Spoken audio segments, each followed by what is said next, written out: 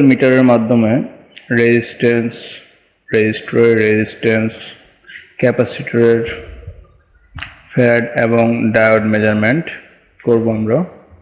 তো এই রেজিস্টরটি একটি 120 কিলো ওহমের রেজিস্টর। আমরা মিটার দিয়ে দেখব যে এটি কত ওহম দেখাচ্ছে। তো এখানে 121 কিলো ওহম দেখাচ্ছে। রেজিস্টরটি 120 কিলো ওহম থাকলেও এর টলারেন্স রয়েছে, সো 121 কিলো ওহম দেখাচ্ছে। তো আমরা এই মুহূর্তে ক্যাপাসিটর মেজার করব। এখানে 470 মাইক্রোফ্যারাডের একটি ক্যাপাসিটর রয়েছে 50 ভোল্টের।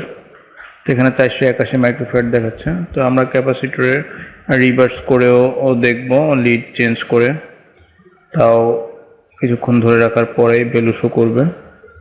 482 মাইক্রোফ্যারাড দেখাচ্ছে, তার মানে ক্যাপাসিটরটি ফাংশন ওকে আছে। তো মূলত ক্যাপাসিটরের ক্ষেত্রে দুই পিনেই পজিটিভ এবং negative terminal, that's mean red এবং ব্ল্যাক প্রোব কিছুক্ষণ ধরে রাখতে হয়। রাখার পরেই হচ্ছে ক্যাপাসিটরটির কত মানের তা ডিসপ্লে হবে। তো এখানে পোলারাইজ ক্যাপাসিটরের ক্ষেত্রে নেগেটিভে পজিটিভ, পজিটিভে নেগেটিভ ধরেও করা যাবে, আবার উল্টিয়ে দিলেও সেমভাবেই ক্যাপাসিটেন্স শো করবে। তো এখন আমরা মিটারটিকে ডায়োড মোডে সেট করে ডায়োড মেজারমেন্ট করব। তো ডায়োডের অ্যানোড প্রান্তে হচ্ছে রেড প্রোব এবং ক্যাথোড প্রান্তে ব্ল্যাক প্রোব ধরে ফরওয়ার্ড বায়াসিং করে মূলত ডায়োডটি টেস্ট করতে হয়। তো আমরা প্রথমে অ্যানোড প্রান্তে রেড প্রোব এবং ক্যাথোড প্রান্তে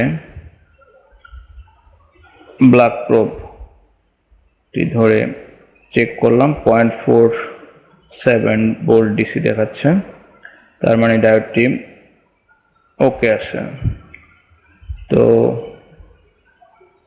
যদি আমরা রিভার্স বায়াস করি, অর্থাৎ অ্যানোডে ব্ল্যাক প্রোব এবং ক্যাথোডে রেড প্রোব দেই, তাহলে ডায়োডটি ওপেন দেখাবে।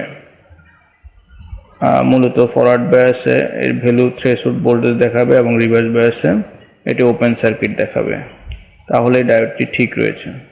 তো আমরা দেখলাম যে এই ডায়োডটির সেম ফাংশনই দেখাচ্ছে।